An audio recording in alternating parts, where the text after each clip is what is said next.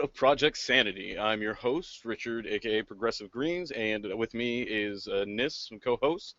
And we have a great show lined up for you today. We got a lot of folks coming up. We got some interviews with a delegate talking about what happened at the Democratic Convention. We're going to be recapping that pretty thoroughly, speaking with a couple. And Project Sanity. just make sure I mute myself there. I haven't had the feed up, so sorry about that. Anyway, we're also going to be speaking with Chris Wiggins, who is running for a congressional seat out of California in the U.S. Congress. We're going to be going through a few clips from the convention, and finally we're going to be finishing with some coverage of talking about the Green Party and what's going on with their convention. That's going on this week and just started today. So before we get to all of that, we have Nis with some headlines. So go ahead and get Nis up here with me, and there we are. And Nis, go ahead and let us know what we have going on in the news. Well, hello all, and thank you for joining us for another edition. This is the first edition after our week-long coverage of the Democratic Convention. I have no idea how we survived it, but we did, and we actually managed to make a show as well. So very excited about this and about what will be coming in the upcoming weeks. But before that, we have a bunch of news for you. The Guardian has issued an article stating that William Chapman murderer, he's a man in Virginia who was shot. His shooter, a cop named Stephen Rankin, has just been convicted of first-degree murder, and it is one of the first cases in which this has happened in recent years. Now, of course, what will happen? I assume that the results of the trial is going to be appealed to federal court, but so far, at least, he has been found guilty of manslaughter, which carries with it a maximum sentence of 10 years. The defense attorney stressed Stephen Rankin's many years of servitude to the people, and that sentencing him to 10 years would not bring back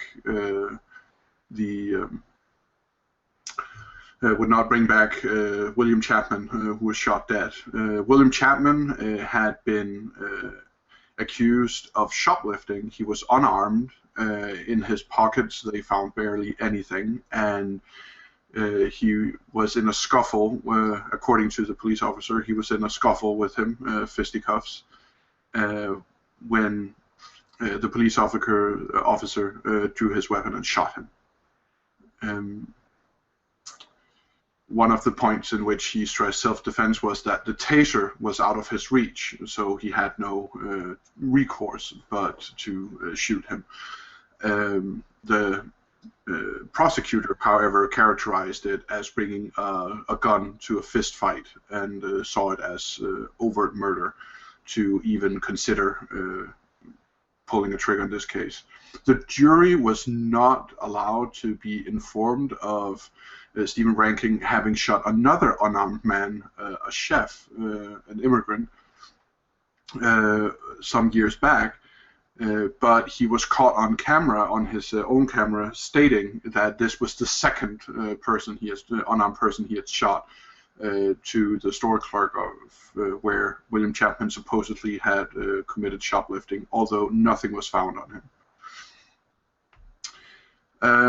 Keeping it within law enforcement, Jordan Smith from The Intercept reports that a very old case that most people in Texas have heard of, and many people outside of Texas, Jeff Wood, who had been falsely accused of having murdered one of his friends, but has since been proven not to have killed anyone, but after that had been proven, run out of appeals, is about to be executed. His execution date is not far off, and The Intercept is trying to bring light to this travesty of justice, where a provenly innocent man who has simply run out of appeals is about to be executed.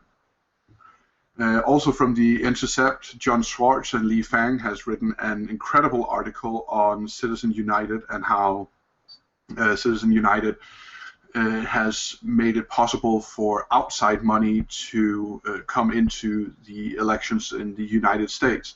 There's actually on AP also been a couple of articles today and in other newspapers, been articles about how there was one about a GOP lawyer who had brought a Chinese company in to help fund GOP elections, and other stories of the same nature. So Chinese money, not Russian, seems to be flowing into American elections this election cycle. To keep it even closer, to go back to justice and what is happening in that world, Alice Sperry, also from The Intercept, has written an article where the Black Lives Matter movement, they have issued some series of, I wouldn't call them demands, but a series of redresses that needs to be met and answered. So one of the big sticking points most people have had on the Black Lives Matter movement is the same sticking point they had on the Occupy Wall Street movement, which was, well, where are your concrete demands? What are the policies that you want us to enact? What are your demands? What do you want us to do to satisfy your needs? And it seems like Black Lives Matter have now answered this in many regards.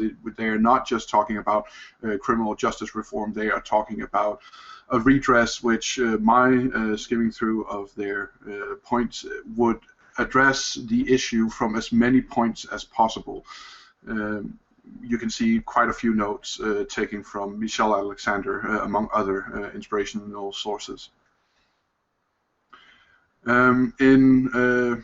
More with the election, from The Intercept, they have a very good, well-written story by Saeed Jilani on Donald Trump's, what would we call it, a small skirmish with Paul Ryan yesterday and today, where Donald Trump refused to endorse Paul Ryan. He basically used the same rhetoric that Paul Ryan used about endorsing Donald Trump, where he said, well, I'm not ready to endorse him at this point, but it looks like he's doing a great job. Well, Donald Trump said basically the same about Paul Ryan's campaign. Interestingly, though, Donald Trump's running mate has endorsed Paul Ryan's bid for re-election. This could again point to the fact that there are quite a few of the bigwigs, or at least big names in the GOP, that have yet to endorse Donald Trump, or at least have yet to stump for him.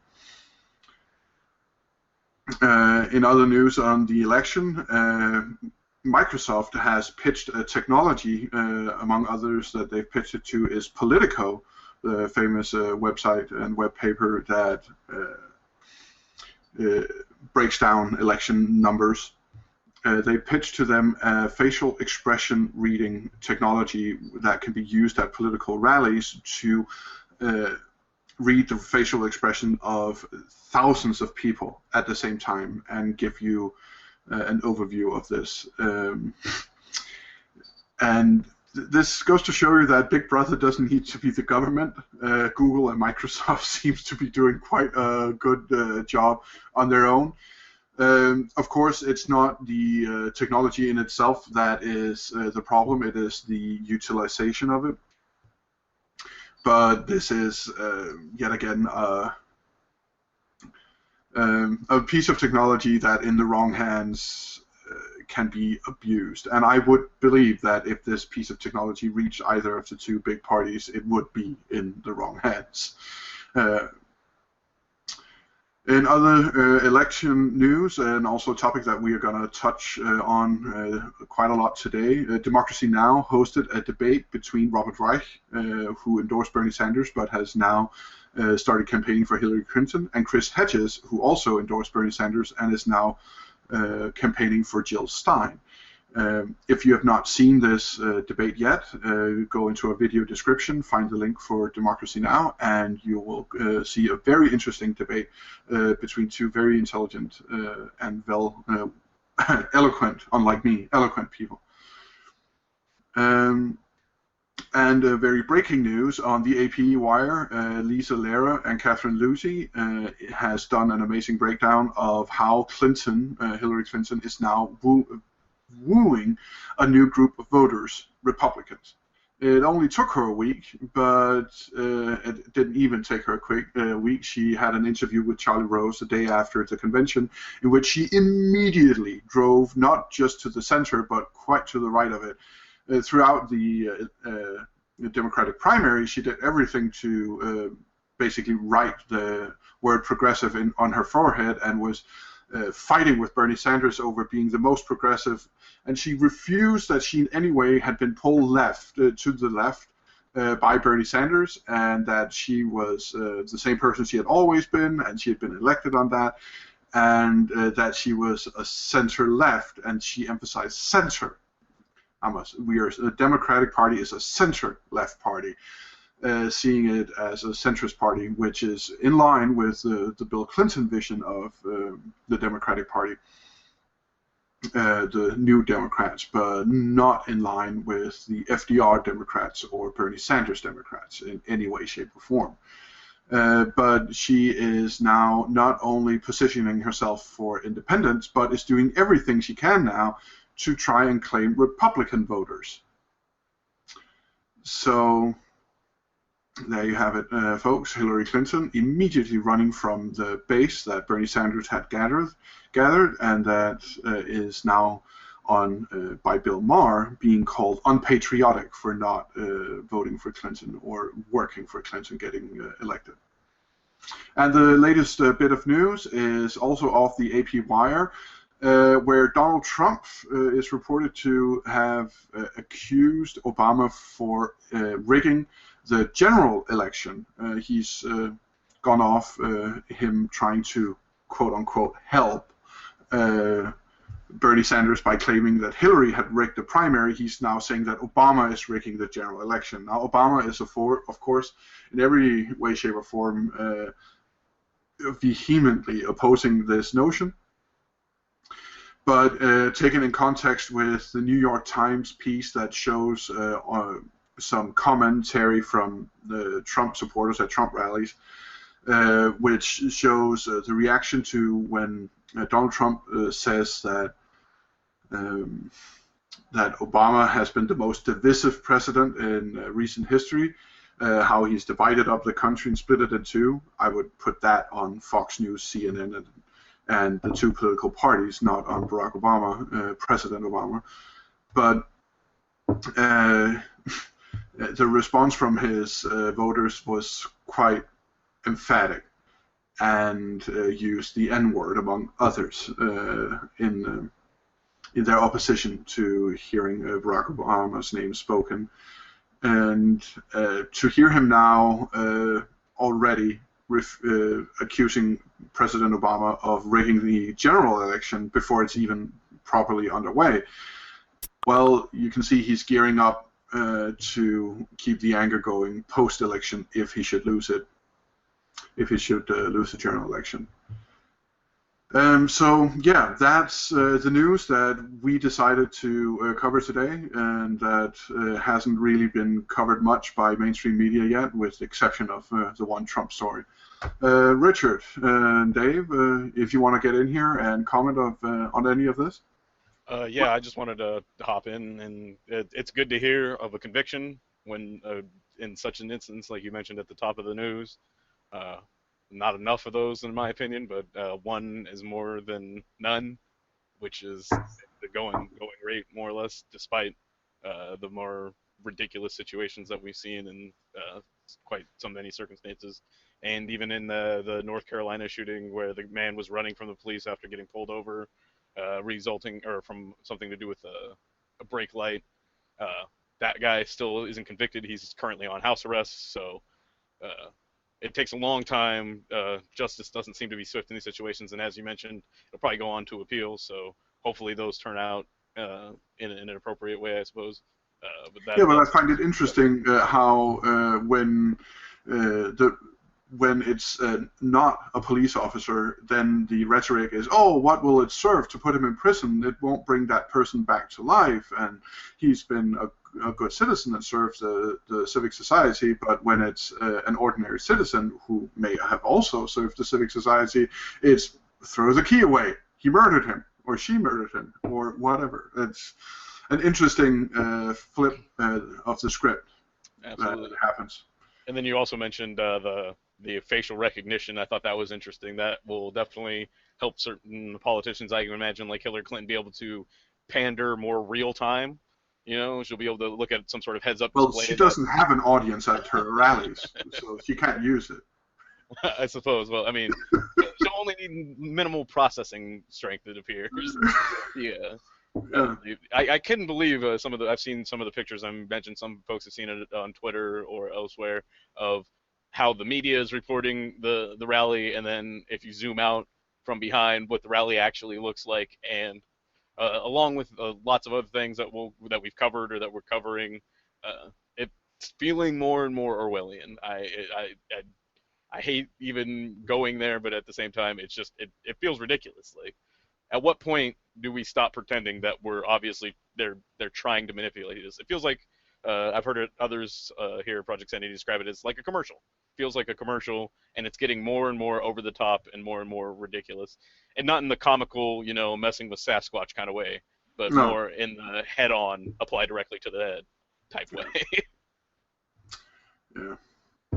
Yeah, I don't. I mean, other than doing what we're doing and what other independent medias are doing, like The Intercept and like Democracy Now, I simply don't know what to do about it. It's pervasive. It's people keep talking about Fox News, and I actually think Fox News is doing more damage in new ways than they even themselves consider, because they are so much the bad guy that, in contrast to them, everyone else looks like a saint. But CNN and MSNBC and ABC does the exact same thing as Fox News does, but they're just not that good at it. Now, vis-a-vis the opinion shows on Fox News and how they work, like the Sean Hannity show and the No Spin Zone with Paul O'Reilly and stuff like that, that is insanity on a different level. But I mean, you basically have to be deaf, dumb, and blind not to see that. Yeah, but I mean, in regards to the conviction of Stephen Ranking, I gotta say, like, I remember one of the most famous stories about police brutality against unarmed black people. Why can't we just all get along? As a quote, those police officers were all in orange jumpsuits. They were all convicted of excessive use of force and many other things, and then a federal court sprung them. And what was it that happened then? I forget. I believe some people were a little upset, and Where? Oh, right, the L.A. riots. Right, yeah. South Central L.A. was on fire for a couple of days. Yeah.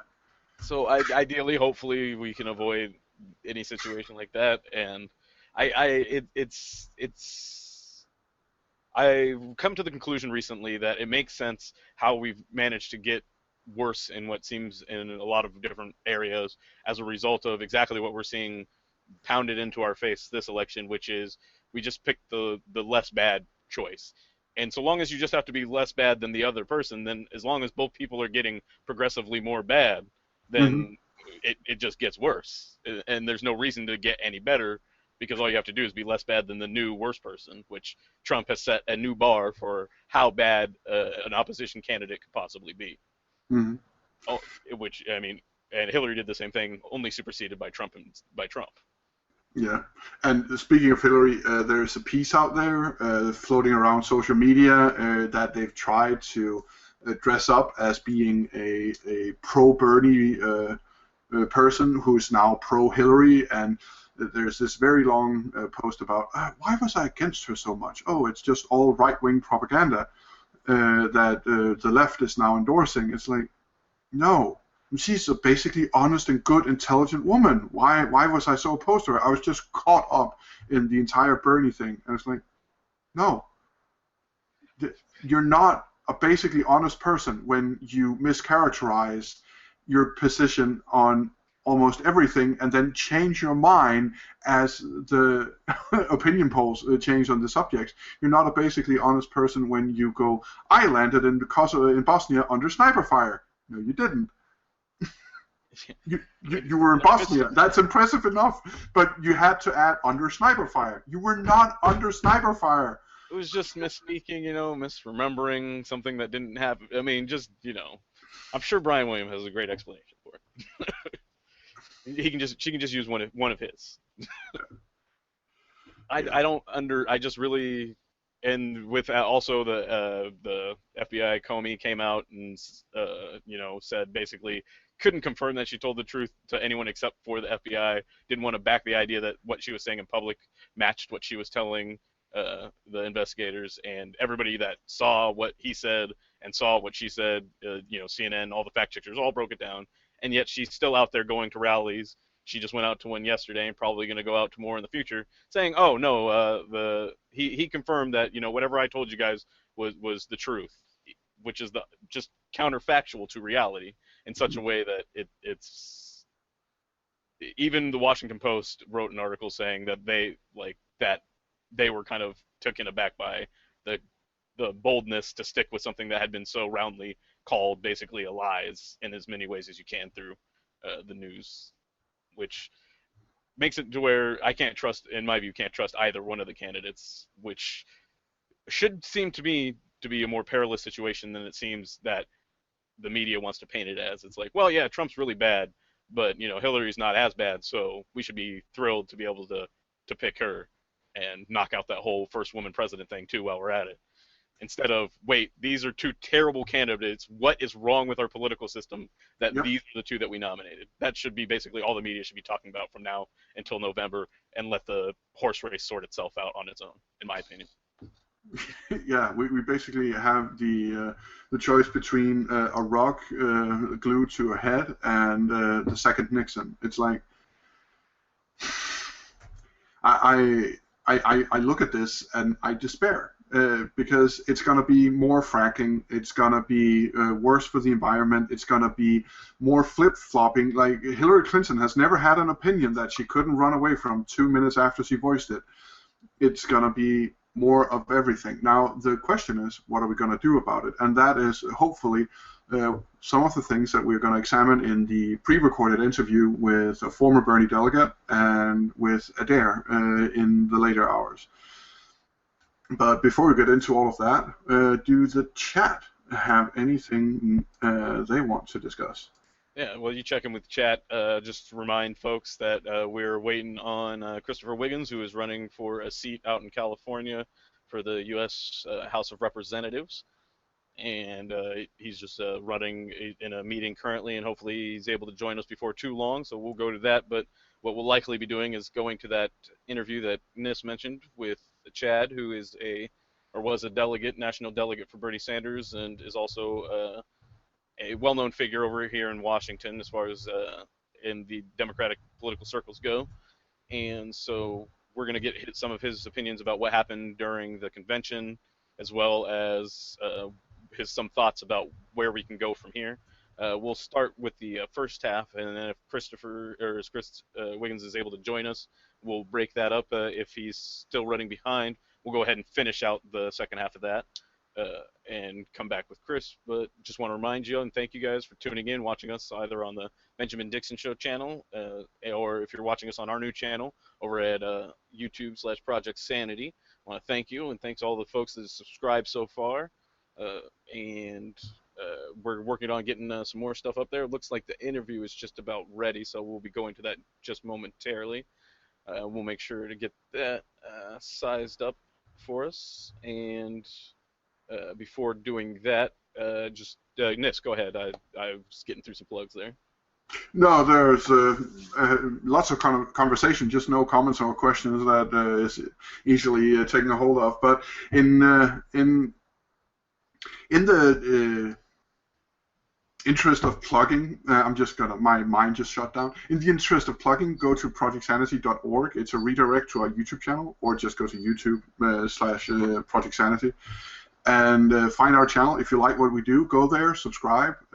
Within the end of the year, we will be moving off of the Benjamin Dixon Show channel and onto our own channel. So if you like our show, if you like what we do, please subscribe to our new channel so that you'll get all upcoming events there, and also all the interviews that we bring on our show. We won't always be able to bring the full interview of pre-recorded interview. it depends on the timing of our show, how our rundown is put together.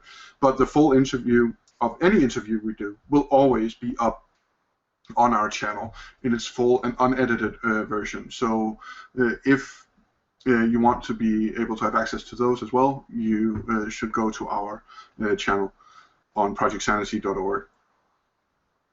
Okay, so other than that, I want to mention, I know that the sniper fire in Bosnia comment is always very popular, and it is from back in the event is from back in the 90s, and the comment from later than that. But I would like to say that it is very rare for a person like Hillary Clinton to be caught in an outright lie. It's not how she lies with lies, it's how she avoids the truth, it's how she doesn't answer directly. Now, Hillary Clinton may personally be for Medicare for all.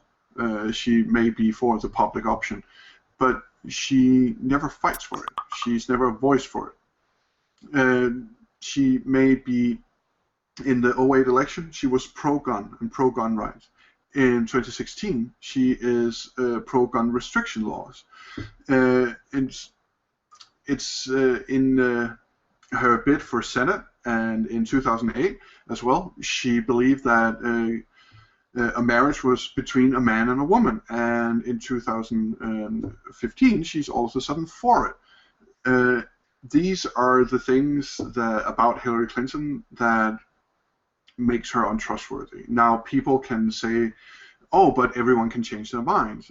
Yeah, they can. So let's give her the benefit of the doubt that she simply changed her mind and that she evolved. Well, I would, in the most basis way, doubt anyone that evolves that much so often and so much, because it shows you that she does not have a concrete sediment that she stands on, where she has her values and information. It shows you that she's willing and able to be re-informed, that she's able to re-evolve into not being pro-gay marriage now that she thought of it, or now that she saw how it looked. She finally, during the primary, came out against the TPP as it looked, and in the Charlie Rose interview, and since then, she's already starting to backpedal her opposition to the TPP.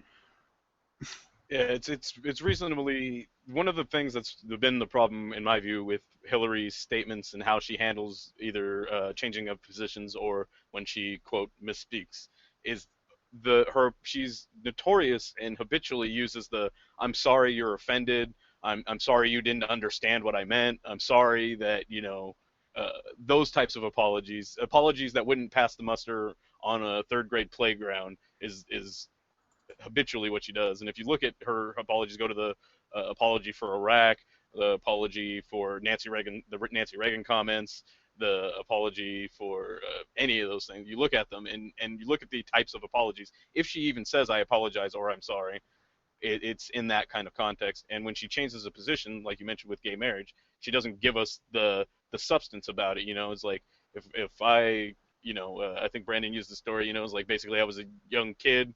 I thought gay marriage was icky or whatever. Then I grew up, got past being to being a teenager or whatever, and realized that was kind of childish, and that's why it's not one of the reasons it's not an issue for me anymore. Hillary hasn't taken us through that type of evolution of this is why I came out and said marriage has been and was or is between a man and a woman, but now I'm totally fine with it being between two men or two women. What changed in between there? And that's what Hillary never seems to provide us.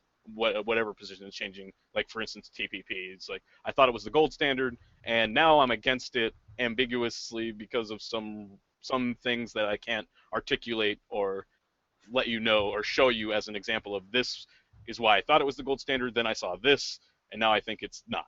And until this changes, then I consider it not. No, it's going to be some vague environmental or worker protections that we know throughout the history of trade agreements aren't going to be enforced in any type of realistic way that generally and genuinely improves the quality of life for those workers or for the environment, as we've seen with, for instance, the Panama deal that we saw a while back and how that's affected farmers.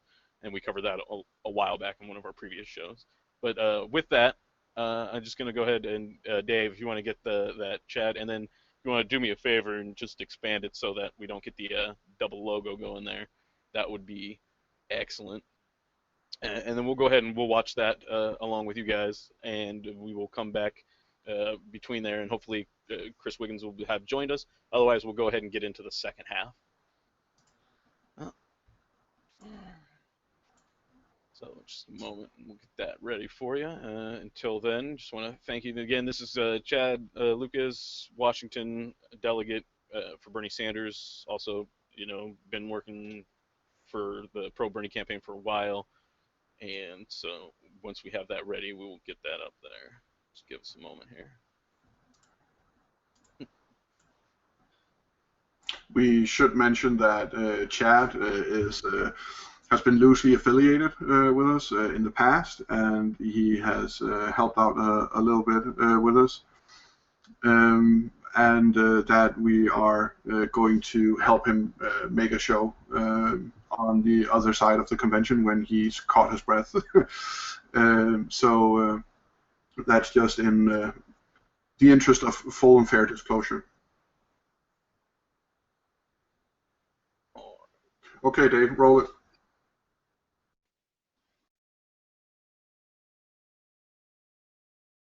Now, I think you have an interesting perspective because you know a lot of Bernie supporters have come into the party just recently, but you've been around with the party for a very long time, and as a supporter of Bernie Sanders, you see that there's kind of this big conversation right now about who are we going to vote for? Are we going to switch to the Greens? Are we going to back Hillary? Are we going to write in Bernie? Are we going to not do any of those options? Are we just going to stay home?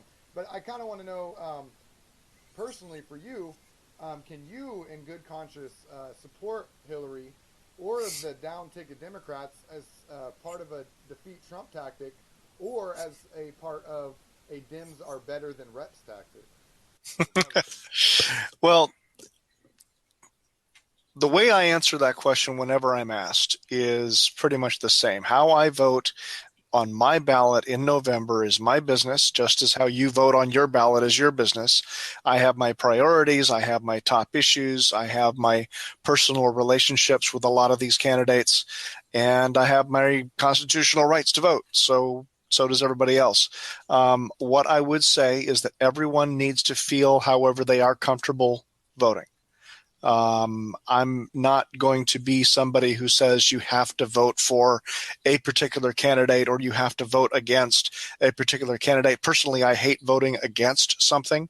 So I try to look at the situation on every ballot and decide what am I voting for and how do I cast my vote to vote for it.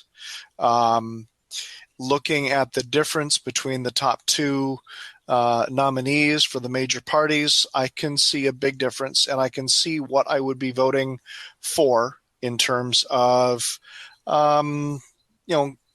protection of gay rights, protection of immigration, things like that. So, like I said, how I vote is my business, but look for what you're voting for and vote to protect the things that you really care the most about. If the American Care Act, ACA, is something that you really support, which candidate will support it, which candidate will maintain it, which candidate might improve it, and which candidate will eliminate it. And just go through any of the issues and make your own decision based on the issues. That's how I do it. I think that's a great point to bring up, because a lot of the arguing right now is more about the past of candidates or their character, and it's less about what policies will they actually enact. And I think that's right. very, very important to bring up. And I also appreciate that you're not saying you have to stick with one party or another party. You're saying vote who you feel like. And I hear a lot of sentiment right now about you should vote for this person, and I really appreciate that you're saying that that's your own decision. It is our own decision. I mean, it's our right to vote how we feel. and based on the situation. All I ask is that we use critical thinking to make the best choice. And I can present my own view, and as we get closer, I'll be more and more comfortable doing that as I get further away from the convention.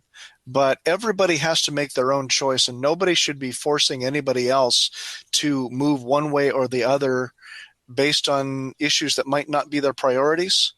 I mean, I've got a lot of friends in the gay community, and gay rights is a huge one right now, and I really respect their feeling of, if he who shall not be named gets into office, then their marriages will automatically and magically just go away. I don't think that's going to happen because it's a court decision, not an executive branch decision, but I can understand their feelings on that. And, the climate change issue, which is another one of my top issues. What would a Republican administration do to help curb climate change? Well, I can tell you, they would do absolutely nothing, and we would see things get worse very, very quickly. But regardless of how here's the thing. When I joined the Bernie Sanders campaign last April, when he announced, I looked up a couple websites and I found one that really made sense to me, isidewith.com. And I plugged in all of my issue positions and I said, compare me with the candidates. And Bernie Sanders got like 93, 95%. And Hillary was at 83, 85%. And at that point in time, Ted Cruz was looking like a potential contender, and he was at 9%. So, it doesn't, at that point, I could see, okay, I may not like some of the things that Hillary does, but am I going to choose someone who hits me at 9% or someone who hits me at 80% if I can't push Bernie Sanders over the top? The issues mean that much to me. The future of this country means that much to me. So we've been kind of talking about who you're going to vote for and your opinion on people voting. So obviously part of the contention about who we should all vote for and what everybody is trying to give advice about is because of the recent email leak scandal and all that going on. Now, as a longtime member of the Democratic Party, do you feel the party can be saved, or do you think that it is just way too far gone? I think it can be saved. I think personally that the Democratic Party has more potential as an agent of change, and I mean progressive change, than any other party out there. I've been involved since 2003. I know the people in leadership, at least here in Washington and a number of others from around the country. I know the tendency towards corruption and incumbency. And I have to say that there needs to be a balance. We need the new energy. We need all of the new ideas. But at the same time, we need the experience that comes with the previous generation. I had a number of friends in Philadelphia who were Hillary delegates. And they looked at what we were doing and how we felt. And they said, you know what? I was you 30 years ago or 40 years ago. And I know what you're feeling, and I know how far we were able to push it. How can I help you push it even further? Because we've gotten as far as we can. How far can you go? I got that question a lot, and I really appreciate it. And those people have been through the major changes in the Democratic Party where we've created a charter and we established rules. They've been working this for the past 40 years, and now they want to help us. So I'm going to be trying to bridge the gap between all this new energy and the old guard that really knows how things were set up, because we're not starting with a blank slate. We never do. Like I said, there has to be a balance. And there's an old saying from an old book, let he who is without sin cast the first stone. So a parallel with that is let the politician who is free of corruption point out other politicians who are not free. We have to fix this from the inside. We have to stay involved. Can we do it? I think we can. And I think we can because I have done it, at least at the local level. Wow, that was an amazing answer, Chad. I really appreciate that. It was insightful for me as someone who I've always kind of enjoyed politics from afar, but I never took that step to get involved.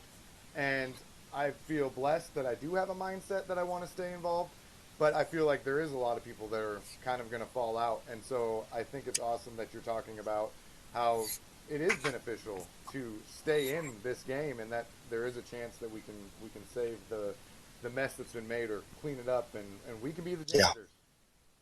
Yes. I'm there for that. So And the only way that we're going to be able to clean up this schoolyard is if we stay in the schoolyard to get the work done. I agree, man. We gotta stay here, and we gotta keep fighting. And So one of the stencils that we used to create T-shirts on the Thursday of the convention said DNC leaks, and we used it as a hashtag. Another one was Justice for All, and a third one was Our Party. And what we meant by that, by any of them, was on the DNC leaks, the DNC violated their own charter. The charter of the Democratic National Committee says that the DNC is required to be fair to all primary candidates, period. They did not do that. They're dealing with the fallout. A lot of people are losing their positions justifiably, and they're cleaning house. Whether that sticks, we'll have to see, because we also have to realize that Hillary Clinton has 270 electoral votes to get, and she has to do whatever she can within the rules, within the law, whatever, to be able to get that electoral vote. And electoral politics is really rough. We felt that all of last week because the momentum was already starting to build, saying, get the heck on board. I can understand that. We were not ready for it, and we felt insulted by it, but I can understand why they did it. I just didn't like it.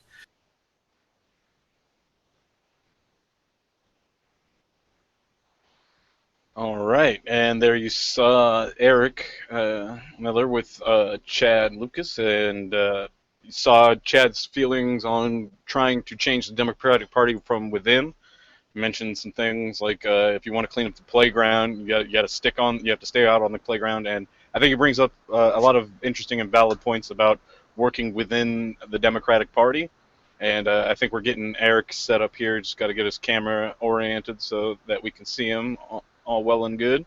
But Nis, I don't know if you were able to watch that as well, if you were able to catch some of what Chad was talking about. But as far as working within the Democratic Party for change, if you had some thoughts. Well, in my opinion, the whole problem with working from within something is that intimates that you have to be actually swallowed up by whatever it is that you're working from within. So let's look at the Clintons from the most positive way we at all can. So Bill Clinton, he ran in the primary the first time around on FDR's platform, basically. He was slinging lefty liberal guns like no other, and his oratory was amazing. And then he wins the nomination. And then he's surrounded by political experts who tell him, that was amazing. Oh my God, you clinched that nomination. No one thought you could do it, and you did it. That was so good. Now you have to win the general election. Well, yeah, I'm just going to do the same thing. No. You can't do that. You're going to need independence. You can't talk like that. Independents won't vote for you. It'd be too hard. It was too risky. You can't. You have to do this other thing. So, I mean, it presupposes climbing the greasy pole. You get greasy. So I don't know if it is actually possible. You can. Martin Luther in the 1500s tried to reform the Catholic Church, and he couldn't.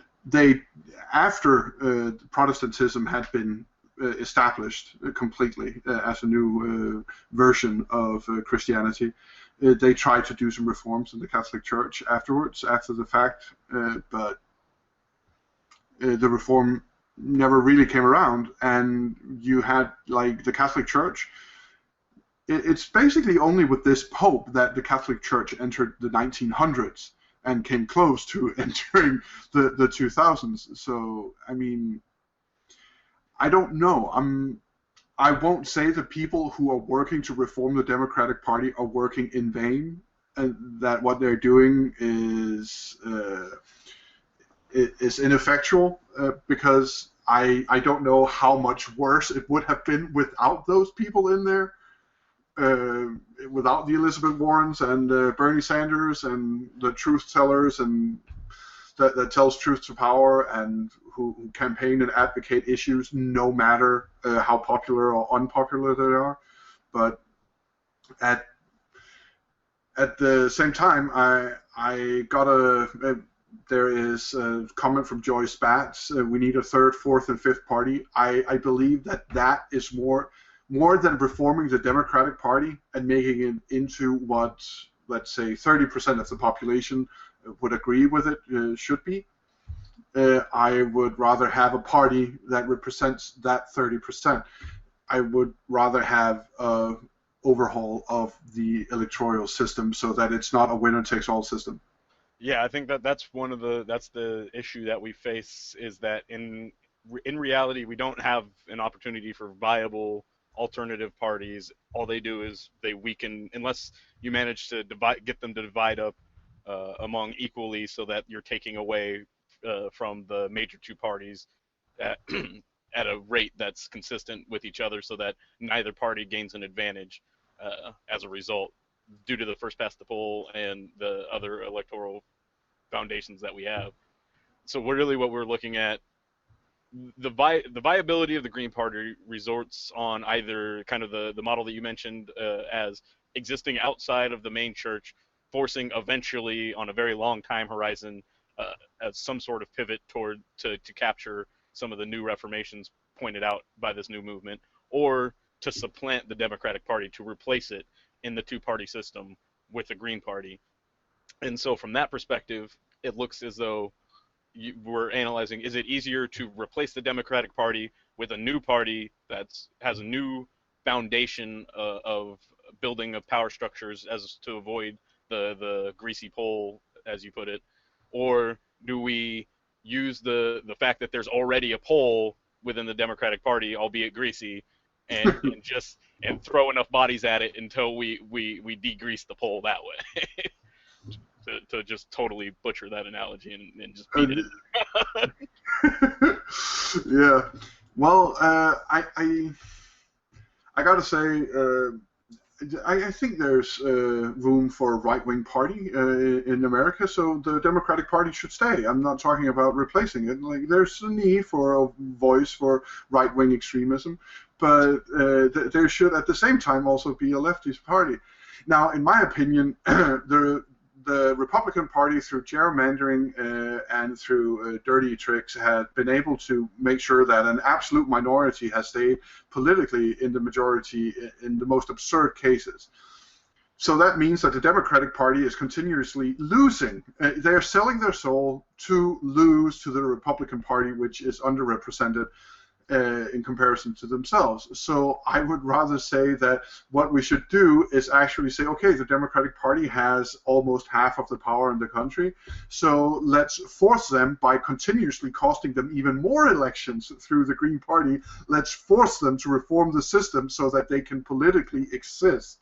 And you do that by constantly voting for a third-party candidate, so that you force the hand of the Democratic Party to actually say, okay, we have to reform the system, or we are going to become completely politically irrelevant.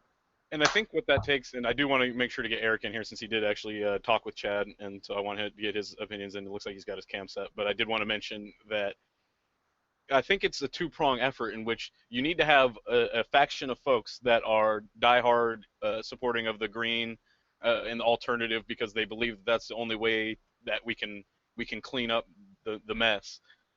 And then we need folks like Chad was describing, people that have been a part of the Democratic Party for 40 years, 30 years, 20 years, and have seen all of the changes that it's gone through, and seen the bad side, and have come to the conclusion that they want that new energy, but they're surrounded by peers who don't have that same mindset, and so that they need that new energy to be both part of the Democratic Party, but but then they need to also be able to point towards the Greens and to what other organizations are out there and say, we can get these people in our tent, but we have to listen to them. We can't just browbeat them into supporting us because by threatening them with a worse alternative. That's not going to be the effective method. And right now, so that means the people that are there have to stay there. That means that they need some new blood there, but that also means that there needs to be another prong that's out there putting pressure on the party, like as you kind of describe it from the Green. Whether there's enough people to do both of those, I think is a matter of engagement rather than a matter of how many folks there are. I think that there's enough people out there, but a lot of them are tuned out and haven't wanted to engage on either side of that battle. But Eric, I did want to get you in here. So Eric, your thoughts on both what we've shared so far and then also your interview experience. So I just kind of want to stick by what you guys are saying, and I think it's Joy made the comment that we need a third, fourth, fifth. I think we need a sixth, seventh, eighth, ninth, 10th party. A democracy is about choices. That's the baseline for what a democracy should be. And right now, when you have two choices, I can't remember who said it, but somebody said we only have one more choice than Russia does. So it really doesn't seem like that much of a democracy when you only have two choices. And I think we need to go to a system where, like Washington State, we do the top two in the primary, go on, where your political party doesn't matter. It's not one Republican and one Democrat. It's the top two or the top four vote getters that move on. And I think it's important to think about these type of things and how we can change them. Yeah, I really like the idea of like a top four, particularly in the presidential race, in that if we had four candidates, whether it was within the same party or within separate parties, that would have some benefit to it. Even if the parties can still do their thing, but if we had that option available towards us, and I noticed one of the things that I guess we'll talk a little bit more about later on, that CNN has at least opened up one of their town hall platforms for the Green Party, and I believe they also did a Libertarian one, or doing one, but on the 17th, CNN is going to be hosting a town hall for Jill Stein and her new VP choice, whose name escapes me at the moment, but that will be on the 17th, and so that's better, but it's not the debate stage where it'll get the kind of eyes. Go ahead there. Well, I think the rules about getting on the debate stage with the Republicans and the Democrats are just ridiculous. When you think about needing 15%, 10% to 15%, that's pretty outrageous. Even if you just put the cap at 3%, it's not like you're going to have 20 candidates who get 3%. And I think it would be way more fair. I understand needing some kind of guideline for who can make the debates, because you don't want 300 people up there and one of them in a clown outfit. I mean, we don't need that. I get it. But if you set the polling threshold at 3 to maybe 7% at the max, then you're only going to have legitimately viable candidates who have infrastructure on that debate stage. And so I don't see a real issue with that. And going back to the things Chad said, is he's got a wonderful vision on how to fix things from the inside. And I think that if people want to go that route, I will totally respect that, and I haven't made my decision on a personal level on what I'm going to do yet. But I do think that we can't close the door on the third parties. We become such loyalists that we're like, oh, if you're not in the Democratic Party, then get away from me, shoo fly. There's no way that you know how I feel. And I don't think that this disconnection is beneficial to our country and its democracy in general. And we talk about unity within the parties. What about unity in general? What about unity between like-minded people who might choose Jill Stein or Hillary Clinton? Like maybe one person likes Jill Stein, maybe one person likes Hillary Clinton. Why can't they get along? I don't get this loyalist division that's been happening, because there's these two political parties and people want to divide because they want one party or the other. And if you're outside of those parties, suddenly you're a tinfoil hat kind of guy. Yeah, it's gotten to a point. It does seem quite ridiculous, as far as you have to be a part of this club, gang, clique, whatever, and if you aren't, then we can't really listen to or respect your opinion. And it looks like we do have Chris Wiggins joining us now. It just looks like he's going to be getting set up. But so we'll be speaking with him shortly when he's ready. All right. Looks like Brandon might want to get in here real quickly. So if you can, you may take us just a moment. We'll get you on here, and then we're going to be going with Chris probably right after that if he gets his camera working for us.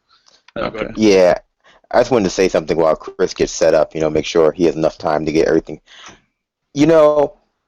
I think that when you talk about reforming it from the inside, you have two things going at the same time. You have sunk cost fallacy, which is we've already put so much effort into this one party and getting things done, and if we just keep working with it, eventually we'll get a return on that investment.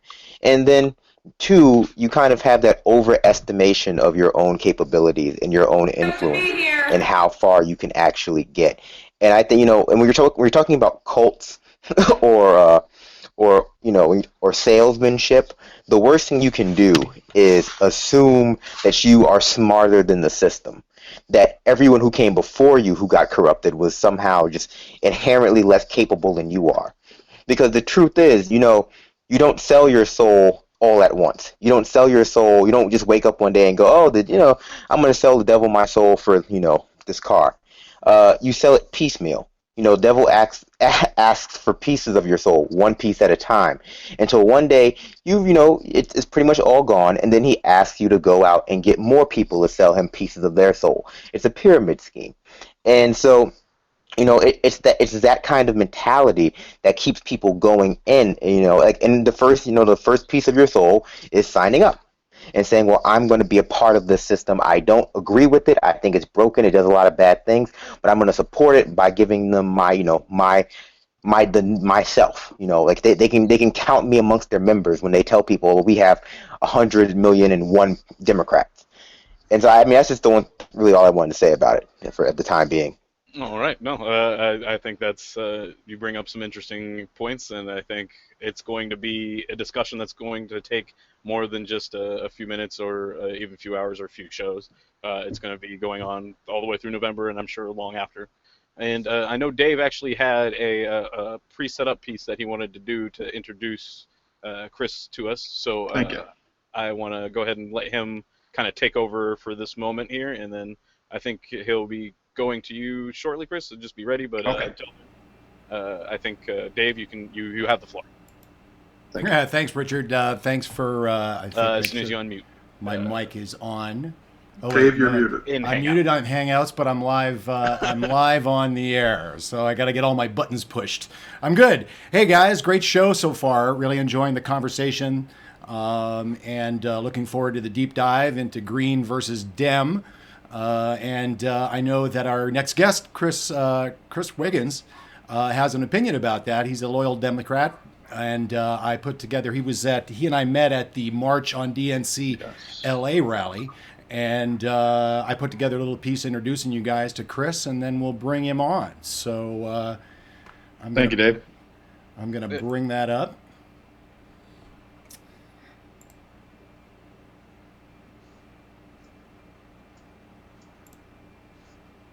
Doesn't matter as long as you join a revolutionary organization and you leave the Democrats, because the Democrats are the 1%.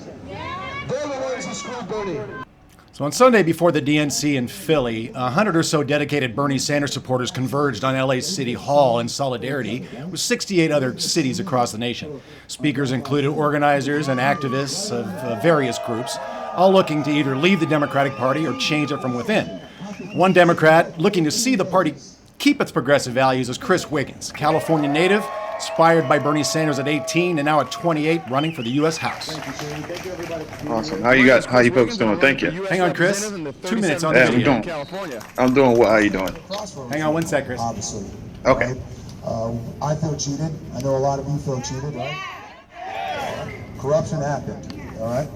As a Democrat, all right, I know a lot of us are saying, you know what, we're going to go ahead and we're not going to be Democrats anymore. We're going to move on from it, all right, because of what the DNC did. Let me tell you, Being a Democrat is something inside of you. It's not just having a little D in parentheses when you're on C-SPAN, all right? It is the values that live inside of you, and I'm going to continue to fight for them, just like Senator Sanders is going to fight for it. I'm here to show my support for Bernie Sanders and let everyone know that the revolution will not die. When I win my election, we're going to go ahead and keep that revolution alive. I want to give it up to our good friends at Black Lives Matter. They've been out there for 2 weeks saying enough is enough, protesting, and I'm going to be out there with them as well. You see, when we talk about police brutality, all right, it's often just kind of misaligned and they say, well, no, it was a mistake. The police was protecting himself, all right, and then they don't realize that the victim wants to be protected too, all right. The police are here to protect and serve, all right. I'm in this revolution because of Bernie Sanders at 18 years old. This is my very first election, all right, and it's going to be my very first victory also. I'm running in the 37th district. My opponent is Karen Bass. Over about a year and a half ago, she made some statements where she wanted to militarize the police force. All right, Black Lives Matter had already started up. There are countless incidents, all right, of police using brutality, police having just military arms at their discretion, and she said that, you know what, we should go in and give them more of those. What we will be looking to do, all right, in order to get us off this long, distant tunnel of horror that we're facing right now, we're going to craft immediate legislation. I will be talking with Black Lives Matter, all right, and I am talking with the police commissioners board, and I'll be talking with the police unions, all right, and we are going to partner, and we're going to get everyone sitting down, and we're going to make some things happen. Sherry is right. I am a military brat, okay? I lived on 2 of the biggest naval bases in the world, Camp Pendleton and Norfolk Naval Station, all right? When I talk to my friends who have served, and I talk to the people I grew up with from those bases, okay, they want our boys home, and they want that money reallocated for other causes. We see veterans here all across City Hall, all down Spring Street, right? Patriots, all right? We're all patriots for them when they have that uniform on, all right? As soon as that uniform's gone, we just toss them on the street. Patriotism lives forever, all right? So let's keep advocating for them, all right? We need single-payer health care. We need to go ahead and get all these corporations that don't want to pay taxes. We need to get them to pay their fair share and come back here. We need to end fracking, and we need to end all the offshore drilling as well. You can check me out on www.chriswigginscongress.com.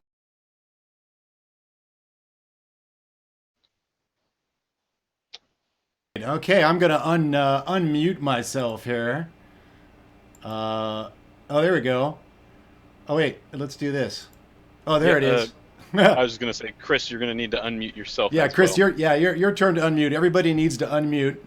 Now, Okay, now I think we're all together. Chris, welcome. Okay, can you all hear me? We do. Yes, absolutely. Okay. Welcome to Thank you. welcome to Project Sanity. Thanks for coming on. Oh, thanks for having me. I apologize for being late. Oh, no worries, no worries. You're a busy guy, and we like to see action in this revolution. So it was great to meet you out at the march, and I was inspired by what you had to say, and wanted to put together that little piece and get you on the air here. Thank you. I just want to introduce you to Richard Green. He's our host today. He and I go way back, and I would like, why don't you just give us a little more information about yourself, a little background, and then Richard and Nis and the folks here in the room can ask you some questions about your race. Okay, awesome. Yeah, well, for myself, I was actually born in the great city of Norfolk, Virginia, and lived on a naval base. At the tender age of 7, we moved out to San Diego, and I lived about 1 minute away from Camp Pendleton while my stepdad was stationed in the Navy. I went off to college at the University of North Texas, actually studied political science, and interned, spent my summers interning in Congressman Kenny Marchant, the Republican. Spent those 2 summers interning in his office and interning in the DA's office. I immediately, after hearing their views, decided I needed to hightail it back to Los Angeles, and I came here really for the sole purpose of getting involved in politics. I began working on voter registration with the Los Angeles County Democratic Party. Then at the age of 25, I got a chance to be a board member with the West LA Democratic Club, and I led up there. I was actually chair member for their voter registration initiatives. Really, after a few months, some of the things I was hearing about, just from their operational standpoint, I decided I wanted to leave and took a little break.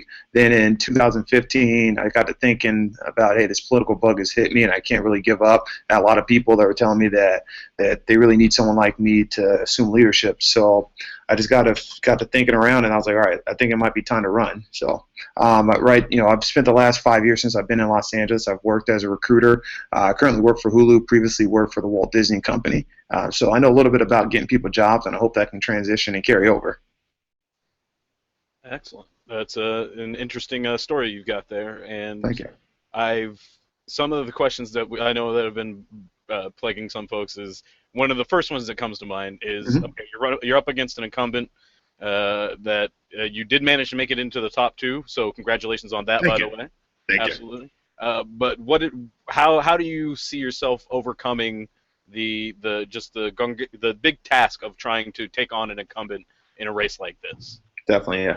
I think that the biggest thing is really taxing myself as much as possible in terms of the ground game that we use.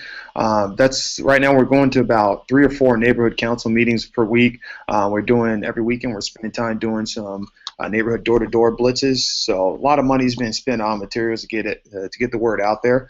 So the more people that I have involved in helping out, the better I can do. The biggest thing when you look at an incumbent is she's going to have accomplishments, right? Which Congresswoman Bass definitely has, and she's also going to have a lot of money at her disposal. So the biggest thing for me is to be able to beat the money.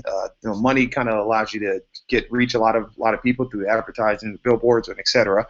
So the biggest thing is my advertisements and my billboards are all going to be people, and them putting up my signs and asking, hey, do you want the Wiggins for Congress yard sign? Hey, here's a flyer that he made. Right, it's nice. It's not just made on the the real cheap copy paper that you get. All right, it feels nice. They don't want to throw it away. They're sharing it to their friends.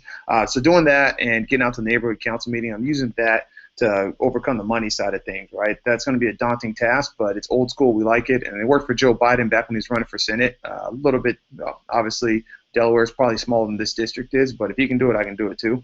And when I look at accomplishments and what have you, that's something where I'm really trying to find a way to sort of tailor the talks and say, okay, she has accomplished a lot, but let's take a look at some of the things that she said that she was going to do, some of the things that she says that she stands for, versus what she's actually doing. All right, if somebody's going out there saying that they're anti-fracking, they're pro-environment, yet they're supporting a Democratic candidate who was pro-fracking up until it was politically advantageous, and that's a little bit of an issue when they want to go and support a candidate who says that, okay, well, I'm going to go out there and I'm the person for every black person out there, but they're married to the person that went ahead and created the 1994 crime bill, right? And then particularly the thing I look at is I'm not the type who's going to talk two sides out of my mouth. So I'm not in February 2015 going to say, all right, I want to militarize the police force. And then when I find that it's not popular, I try to shy away, but I'm still having those conversations at different neighborhood council meetings. So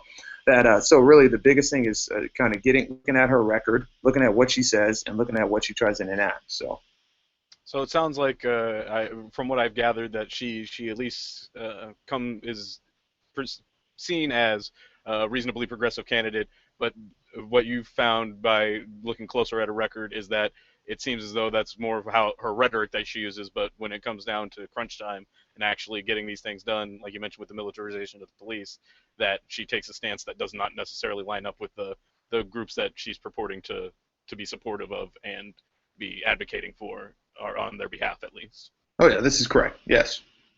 It's one of the biggest thing that I look at is she and I seem to miss each other a lot when we go to some of the neighborhood council meetings. But on one end, when she's down in South Central, she's saying, all right, she avoids talk of the TPP and any type of trade deals, saying, all right, hey, you guys are going to be able to do this. It's going to bring an extra revenue for you. Then when she goes to some of the more Jewish communities within the neighborhood, then all of a sudden, hey, TPP is bad. I've been against it, right? But at the same time, she voted for the TAA, right? And then during the whole TPP debate, she remained quiet until it was actually time to vote. So this is someone that's completely tied to Hillary Clinton. She's completely tied to the DNC, and I do hear a lot of people saying, okay, this is Congresswoman Bass. She's extremely progressive. And then when I'm showing them article after article, all right, this is what occurred, and just don't take my word for it. Or you can get sound bites. You can hear when people ask her questions. So that's and I think that's a theme that I think a lot of folks are finding out this election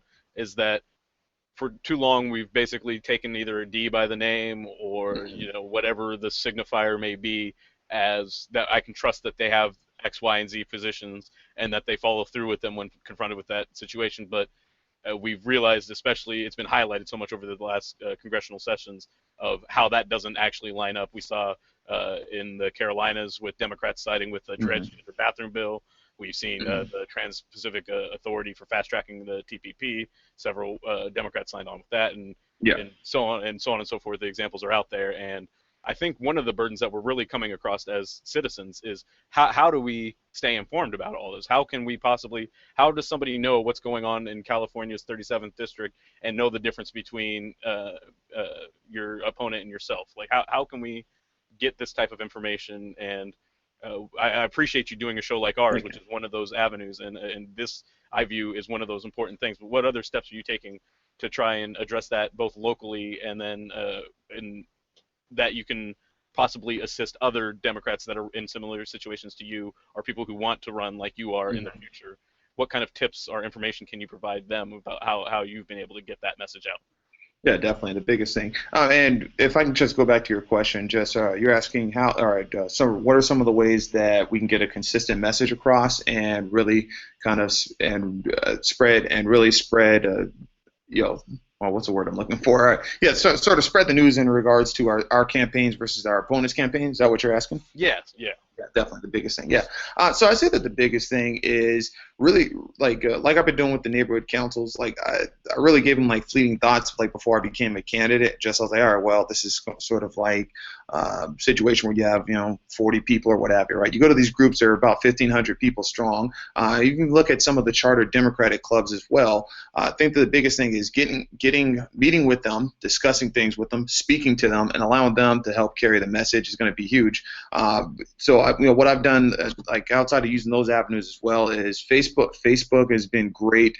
Twitter has been great, just in terms of me saying, all right, hey, come check out our campaign. We have a lot that we're talking about. Come, here's a link. Here's a link. We actually have a blog on the campaign site. I say take a look at that as well. I'm actually going to, or when I'm actually speaking at a college, or when I am speaking at one of those chartered Democratic clubs, it's really kind of spreading those news, just saying, hey, come check it out. I have a great videographers, right? So, if somebody's not able to make it, I'm really great about making sure that we can promote what happened in the conversation that we're having at those different events and getting them on social media.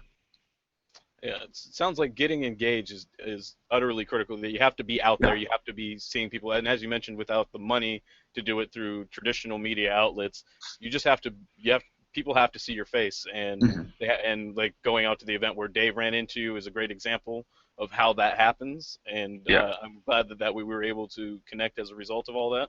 And I hope that other people that are trying to run take an example from that and realize even if you're on a different different political space than those crowds that you're going to, you have to engage, you have to listen to them, and you have to let them speak their mind as far as whatever critiques or criticisms that they may have, and that takes a lot of time and dedication and effort. And I think that's one of the things that even if I disagree with someone politically, that if I can see that they're honestly engaging with folks, and even if they're coming to different conclusions, that's at least the kind of mentality that we need, more so than folks who hold hold on to ideology in at the expense of hearing what may be a differing but valuable opinion. And Definitely. so with that, I'm going to let anybody else that wanted to get in here. I know Nis may have some questions, so Sure. we'll go with Nis first, and and he'll probably be tough, and then I think Dave will probably hop in there momentarily. So Nis, go ahead. And this. As soon as you unmute on Hangouts. Just right. a moment. And I'm as always unmuted. Hello, Chris. It's a pleasure to meet you. Pleasure to meet you, Nis. I'm 50% of the founding force behind Project Sanity. You just met my better half, basically. Okay, Chris, why within the Democratic Party? Why not within the Green Party? Do you actually believe that they will allocate fair amount of resources between an incumbent that is pro the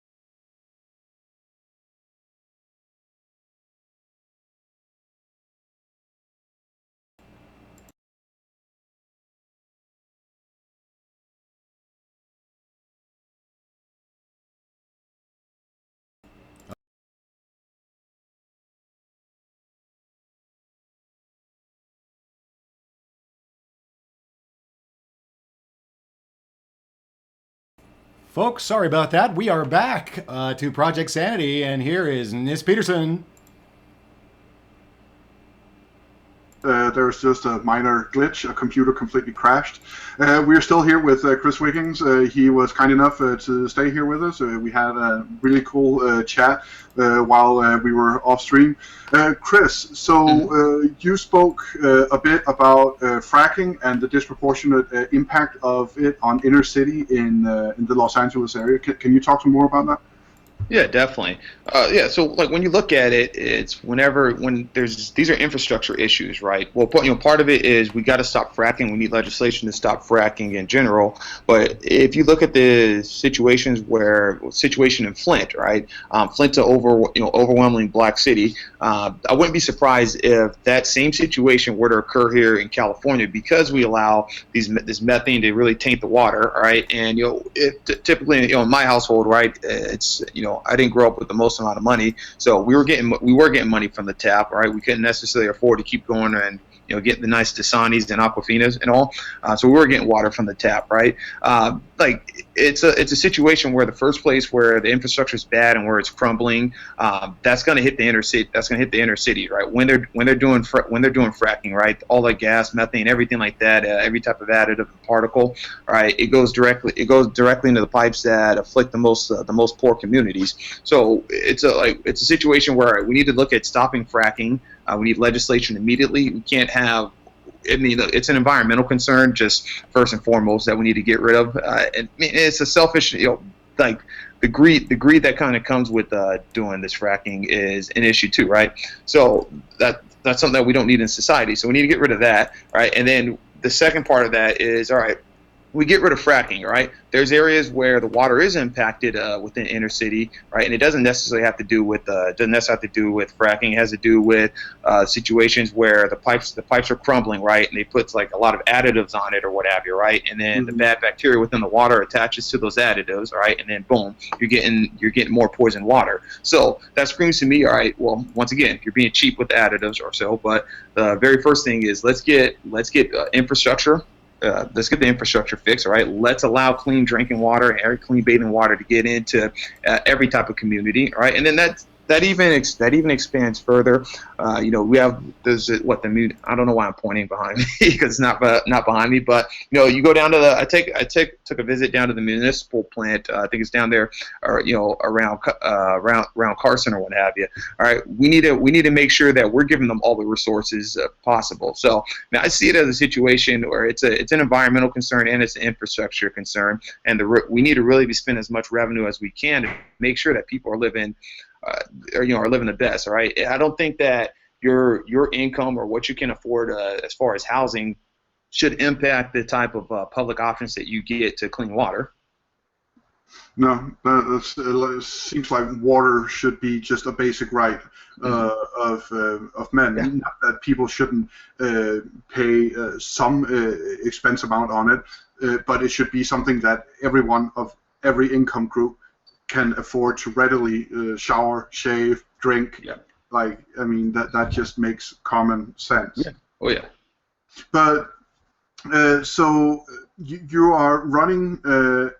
One of the questions we tried to examine before was the uphill battle that you have against an incumbent in your when you were describing your opponent, I was thinking, this is a mini Bernie versus Hillary. Like, this is the black Bernie Sanders in LA going up against another white Hillary and doing everything he can to take on the establishment. But what about your age?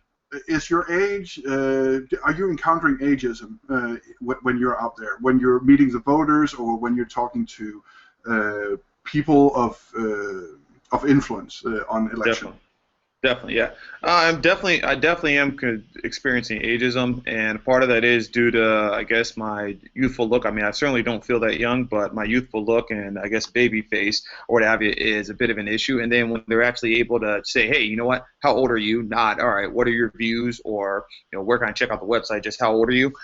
Then when they hear the confirmed age of 28, you immediately see their face change from the optimism of somebody going out there doing door-to-door to saying, oh, this young guy, all right, he needs to wait his turn, right? And the only reason he's able to do door-to-door is because he's youthful and et cetera, et cetera. So I'm definitely experiencing that, right? But on the flip side, we got some odd 17,000 votes, right? And I can imagine that, at least 90% of them were well older than me, just based on the demographics within our district.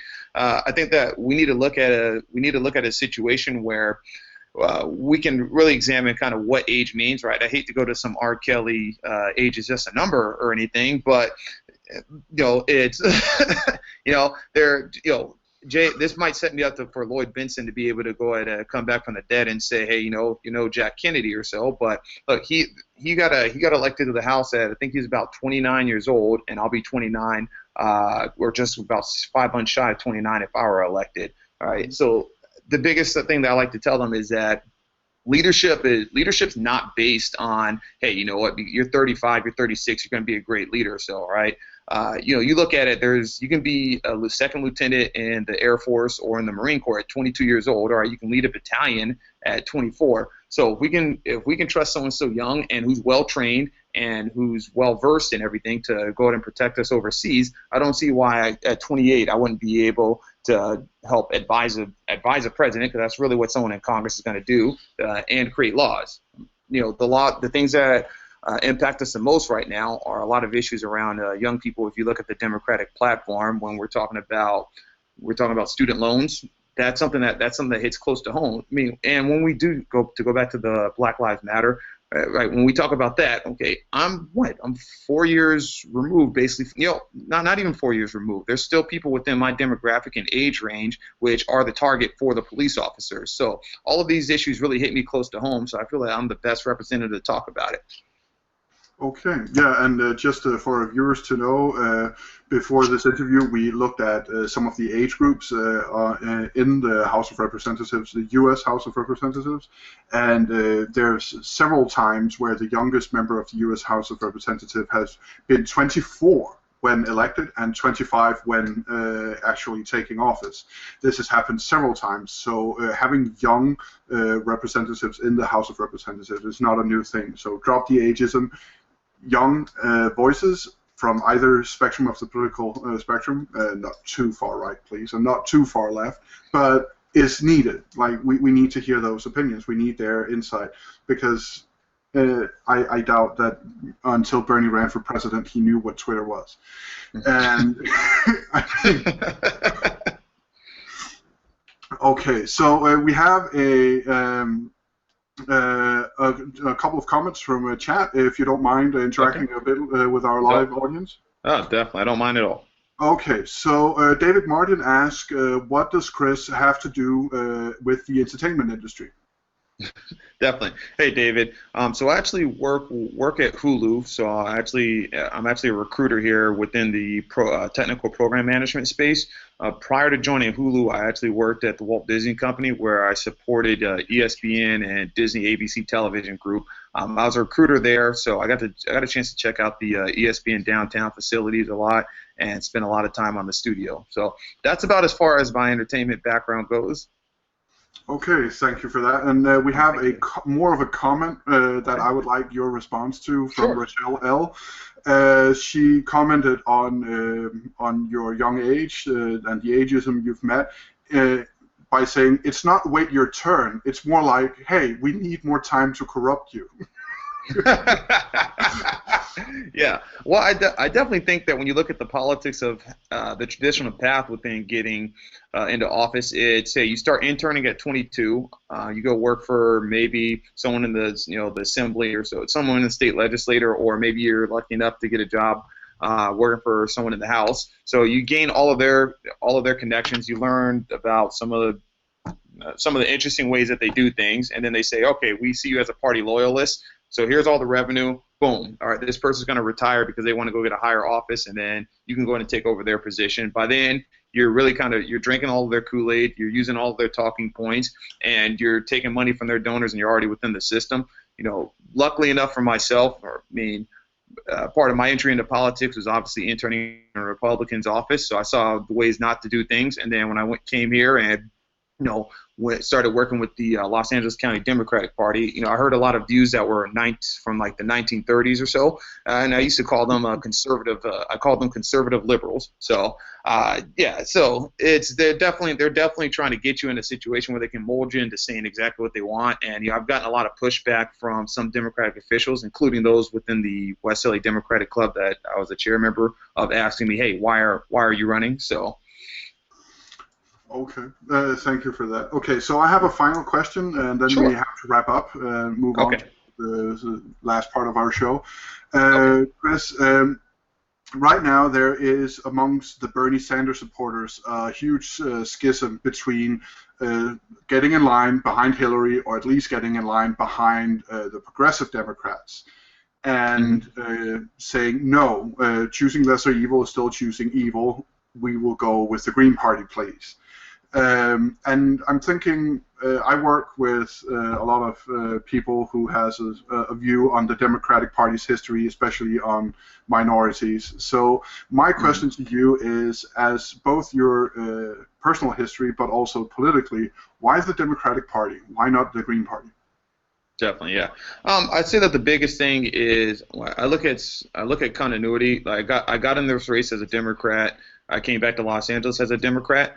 So a lot of that does kind of guide it. And I think from actually running a campaign standpoint, just changing, it could be problematic just changing, or problematic to some of the voters when changing party, like from going from primary and going to the general election. So that's one reason. Then when I look at, as far as to address the area, kind of the history of the Democratic Party, and I think you mentioned as it relates to minorities, right? Yeah. Yeah. So yeah, you look at it, right? This is a party that was largely built in with Southern Democrats, and there's a lot of people that were within the KKK within the party, right? That's obviously a shameful history. And then right around the New Deal, that's when things started to shift and alter and all. So I look at the Democratic Party as I think that they got it wrong. Well, the vote, those who voted in the DNC, well, no, not those who voted in, right? Because we know that the DNC went and got Hillary there. So those in the DNC, I think that they got it wrong. And unfortunately, we're at one of those times where the Democratic Party has sort of lost its way. So my reason is not necessarily, hey, no to the Green Party, but it's a yes to the Democratic Party, in the sense that, yes, I'm going to change the Democratic Party and get us back where we're supposed to be, all right, back where we're the honest party, where we don't have to resort to corruption, where we don't have to, we're not supporting Citizens United, right? So it's not that I'm anti-Green Party, that I don't want to join the Green Party. It's that, hey, the Democratic Party, they need someone who's going to be on the inside to fight it and change everything. If Jill Stein were to win the election here, let her know that, hey, party aside, I have her back, and I'm going to make sure that we're going to get legislation that works. And then, that would even be the same thing if Donald Trump were, well, I'd hope that Donald Trump's not elected, but I'd let her know, hey, it's I'm old school Democrat, all right, and I'm a true progressive, and that's the type of legislation you're going to see from me. So whether I don't know who, I guess Martin O'Malley might be the person that they're looking to fill the DNC chair position. I'd let him know as well that, hey, you stay true to true progressiveness, all right, and you have an ally. If not, I'm going to keep fighting the inside, and I'm not going to play your little game. So. Okay. Well, everyone, that was Chris Wiggins, U.S. House candidate for California District 37. Thank you so much for joining us, Chris Wiggins. Thank you. Continuing the fight. Awesome. Thank you very much. All right, you guys have a great day. You too. So just to sound off of something that Chris mentioned, having Jill Stein's back while still being a Democrat, the Founding Fathers designed this system around having political individuals join the Senate, the House, and the establishment in D.C. and in the local state houses. That was the idea, local individuals that had each other's back on across political ideologies. John Adams and among others were starch opponents of political parties ever coming into existence. Now, political parties today is the reality, but that does not mean we have to accept that reality for all perpetuity. Thank you so much for Chris for joining us, and I'll pitch it back to Richard to take us off into the second half of the second half. Yeah, I just want to thank Chris again for joining us, Thank you, and Richard. I believe we have the website where you can find him, Chris Wiggins for Congress, down in the description. If not, we'll make sure to get that added. Awesome. Thank you. And yeah, absolutely, thank you. And we have about about 20 minutes left, so not as much time as I might have imagined. So with that, I'm gonna need to adjust what we're doing here in the second half. What I'm thinking I might do is maybe we'll just go with that Jill Stein clip that I have in the rundown there for you, Dave, and then we'll go from that to a quick discussion about the Green Party as much as we can get in quickly. So we'll have to try and keep comments short, and then we'll wrap up in just the last couple minutes there. Try to get done about 5 before the hour, but if we run a minute or too long, so should be the clip. Yeah, that's the one. So we will go to that. I'm not sure if yeah, I'll let him go ahead and manage that. I'm not positive how the sound's going to come through to you guys. So once it looks like we're ready, so we will go to Jill Stein. This is a protest outside the convention on day 2. You can see the whole clip in the day 2 coverage on Project Sanity's YouTube channel. Bring back local farmers and family farmers and community farms and community cooperatives, so we are in control of a healthy and local food supply, and we put an end to food deserts, which are a transnational scandal that they exist in this day and age. And we call for a right to public transportation. Low cost, affordable, high quality, convenient, renewably powered, and energy efficient. You put that all together, what does it mean? We revive the economy, we turn the tide on climate change, and we make the friggin' wars for oil obsolete.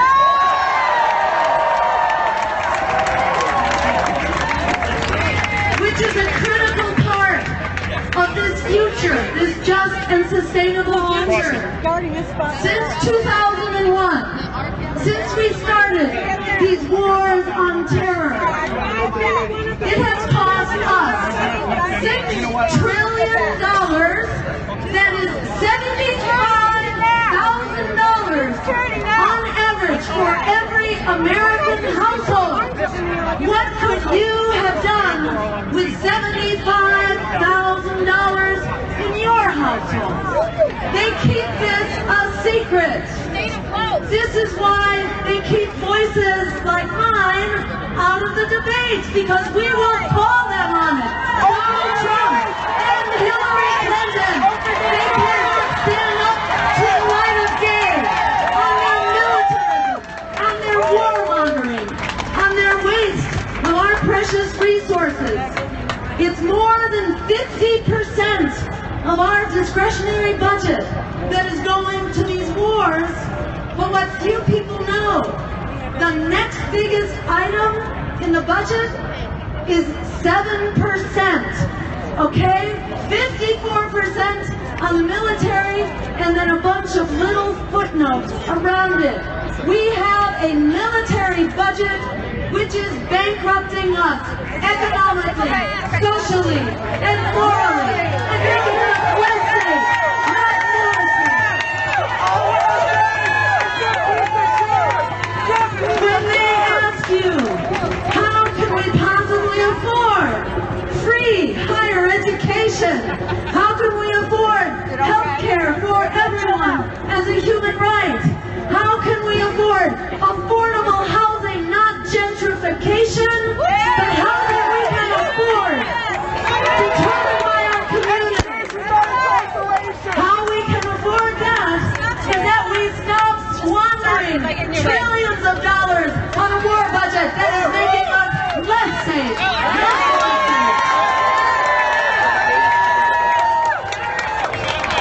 Our foreign policy is nothing but a marketing strategy for the war profiteers. They're sending us to war across the world, not wars that are helping anybody. And they are arming all sides. So we call for a new kind of offensive in the Middle East. We call it a peace offensive. All right, and I might have accidentally copied the wrong section there of the Jill Stein speech, but you can see the whole clip there. And I believe that was day 2 coverage. It starts about 4:50, 4 hours and 50 minutes in is about when Jill Stein goes on, and the part I was looking for. But she talks about there, you saw talking about how our military budget is a huge section of our budget, and that basically she's the only person that's actually going to bring that to the table. As we've seen, both Hillary has plans of expanding the military, and Trump definitely has plans on. He was just talking today at a rally about building more ships for the Navy and expanding the military even more so. So between military budget and a lot of other different issues, I think that the Green Party has a lot of positions that are very different than what we're getting from either of the mainstream candidates. And as a result, I think she has a point, as she mentioned in there, about how important it is to get her voice on the debate stage, whether she's going to win or not, whether you agree with her or not. It's an important part of the conversation that's going to be left out for the vast majority of the American public if she doesn't make it on that stage. And so from that perspective, I think it's very important to get her on the stage. We're going to go ahead and open it up for more conversation. And we'll make sure to get some of those other clips that I had planned on showing. We'll get several of them edited up and posted to the Project Sanity channel so that you can watch them at another time. But until then, so Nis, some thoughts on what we're going to expect from the Green Party convention. I know Saturday they've got Cornel West speaking, and that's really the day of pomp and circumstance, and then just what we're thinking about from the Green Party in general, building also of what we talked a little bit about earlier. Well, I mean, CNN hosting town halls on third-party candidates shows that they know that there's enough interest in them that they can make some money off of it. But I don't expect it to go any further than what they did with Bernie Sanders, where they tried the Bernie blackout, and then they found out, well, that just means that the millions upon millions upon millions of hits on articles, links, are going to independent bloggers and vloggers. So they found out how to do some clickbaiting into Bernie Sanders articles so that people would go in there and read articles that were in no way representative of what was happening. But so they could get the clicks. So I don't expect anything other than making some money off of it from CNN. If Jill Stein, for any reason, should start getting even close to an average of 15%, they would drop her faster than a hot potato. Like, I mean, it would go so fast. You'd have no idea, and they would just be beating the Ralph Nader 2000 drum so hard that you have no idea. And for those of you that are curious, Ralph Nader has been reported as being the spoiler in 2000 that cost Al Gore the election, whereas it was the Republican majority in the Supreme Court that cost Al Gore the election, because Al Gore actually won the election. When all the votes were counted, it was shown that Al Gore won the election. So then you can say, oh, but he would have won it on election night if it hadn't been for Ralph Nader. Then the Supreme Court wouldn't even have been close to it. Well, here's another thing. 5% of all exit polls were 5% off of the election result in Republican-held states. So where Republicans had the majority and had the governor's house, the exit polls were 5% off of the results. Now, usually, when an exit poll is more than 5% off, that is election fraud. It is used as a universal standard in all other countries as election fraud. It is even used by the US as the standard to measure when there's something fishy going on in an election. So that's the next thing. And then there were 10 other candidates on the presidential ballot in Florida that also took votes away from Al Gore. So putting it all on Ralph Nader when you had a very decent case for doing an investigation for election fraud, and you on top of that have proven election fraud in Florida, to say that Al Gore's presidency was caused by Ralph Nader, no, it was caused by insider politics. It was caused by establishment politics. And to an extent, there are several articles on this by people that were by pro-Democrat people that were written way before Bernie Sanders, by the way, in which it was reported that when Hillary Clinton ran for Senate in the same year, she vacuumed the donors in Wall Street and the rich New York areas for her senatorial campaign, which was a lock. So whenever Al Gore came there to ask for a handout from Wall Street and the establishment money in New York that are pro-Democrat, he couldn't get any. They just already given everything they had to Hillary. So there was a whole lot. There was a whole lot that contributed towards Al Gore losing, but Ralph Nader running was probably not even in the top 10. And top 50, I think he would have a hard time reaching. Yeah, and but so the media and one of the things, and build off what you said about Bill Maher earlier in that interview with Bernie Sanders after the thing, is the notion that then backing away from that fight is the patriotic thing to do, which whether it is or not, I think is it stirs up some questions. Is that if fighting the idea of that there's election fraud because it may undermine our entire system and the stability of it is the standard, then how do we, if ever, confront these types of frauds or these situations? Bob McDonnell recently, he had been one of the few people that had gotten caught up in what was essentially corruption charges and got convicted, but then basically he got exonerated of those charges more or less, and that was probably the most red-handed example that we had, where he's driving around in fancy cars and wearing expensive watches, given directly from somebody who then he had recently done favorable things for.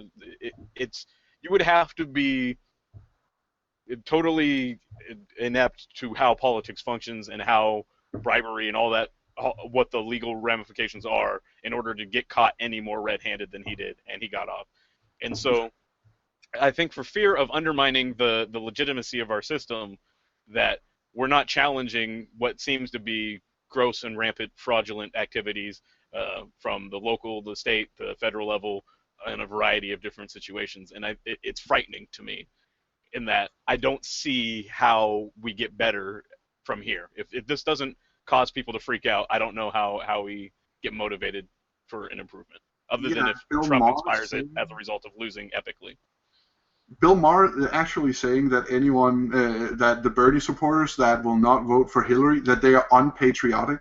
This coming from the man who, when Michelle Obama talked about making a commission on un-American activities, I mean, this guy is calling people who are voting their conscience unpatriotic. He's calling people who are trying to bring about an end of the two-party system unpatriotic because Trump. And that galled me enough, but that Bernie let it hang in the air and didn't take down that comment, that Bernie didn't do a WWE fucking takedown on that comment. I mean...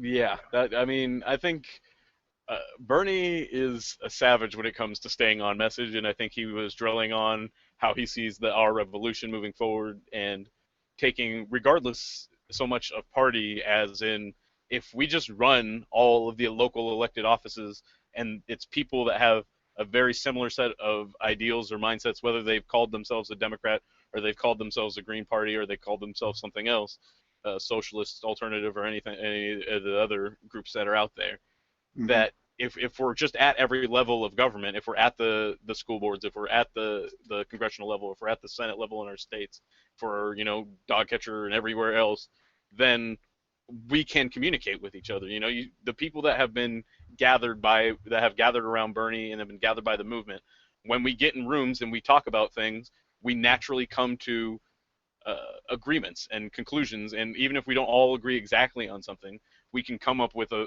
plan to move forward that's a progress in the right direction.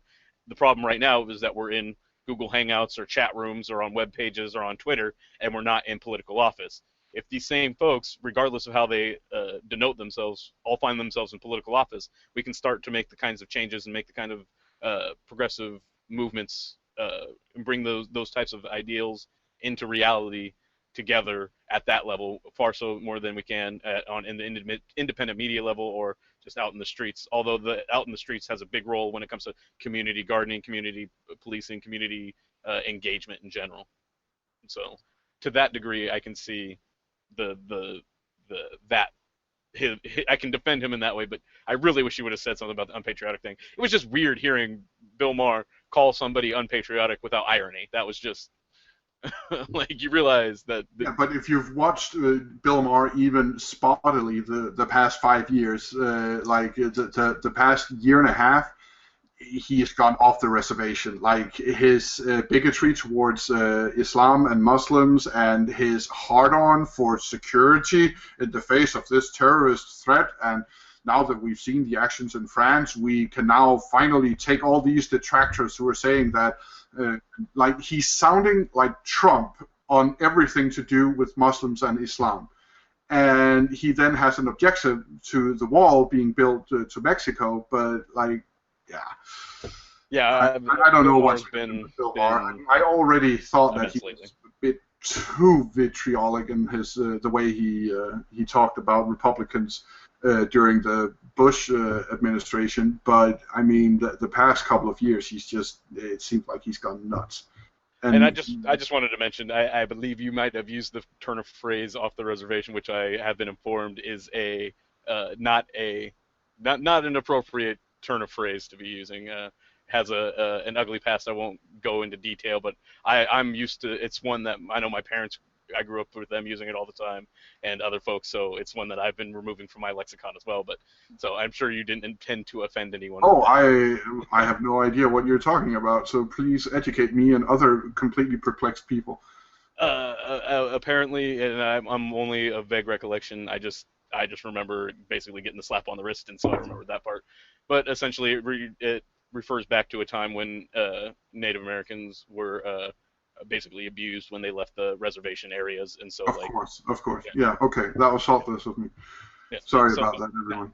I presume that it's something, exactly, and so I just I do my best, and so I just wanted to do that, and we're just about out of time, so I did want to just go ahead and wrap up, and I'm still dazed and confused from all of last week, and there's so much stuff there, so please, if you get a chance, go ahead and check out some of it. We'll be uploading some clips that we didn't get a chance to show on today's show, so you can see some of the highlights that we found that we thought should get some more attention than they may have in the mainstream press. Otherwise, just to let you know, Ben's coming on shortly. I believe he should be up just a few minutes after we're off. And I just want to thank everybody for watching, subscribing, checking out the Project Sanity Twitter, checking out our new channel and projectsanity.org. All the shows that have been working together in order to help produce all this great stuff. And with that, I'll give Nis the last minute or two to close us out and say anything I probably missed.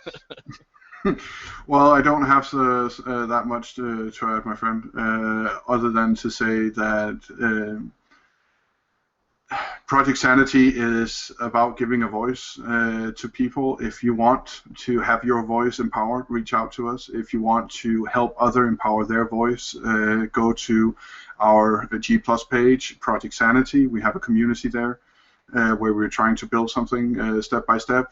If you're in any way interested in becoming a reporter or just getting a camera and a mic and going to a convention, the Greens Convention this weekend, or anywhere else to a town hall, or if you just have the opportunity to interview a candidate for office or a holder of office, or put a spotlight on something, reach out to us. If you don't know how to do it, we will help you in any way, shape, or form we can. And to those of you out there who are struggling every day to make ends meet, to those of you out there who live in fear of the police, to those of you out there who live in fear of each other, and to those of you out there who go to sleep every day not knowing how to bring food on the table next day, to all of you who are struggling, good night and good luck.